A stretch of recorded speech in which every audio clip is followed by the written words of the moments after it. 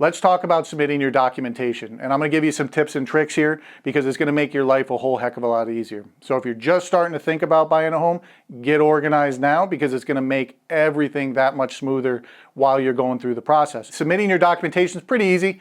90% of people email it to me. Some people put it all in a Dropbox, shoot it over, but also you'll receive an email to our secured portal. You can even upload it. So email, portal, Dropbox. I don't really recommend faxing because a lot of times the fax machine is a little bit older, stuff gets smudged, and if we can't see it, then we can't use it. I'm going to be re-requesting it as well. If you have to scan something, make sure everything is in the page. Nothing's cut off or it's cattywankers, if you will.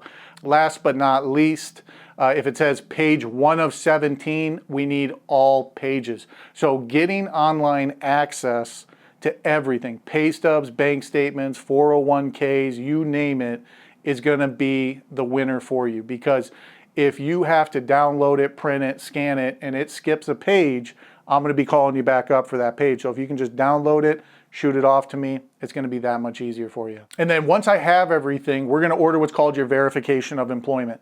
Now this is a huge step that doesn't sound like it is, and a lot of people are like, hey Ryan, I gave you my pay stubs, I gave you my W-2s, you may even give me your tax returns, but believe it or not, those documents don't always allow myself, the lender, to not only calculate your proper income if there's variable income, but it doesn't allow me to justify it in the eyes of the four gods, Fannie Mae, Freddie Mac, HUD, and VA.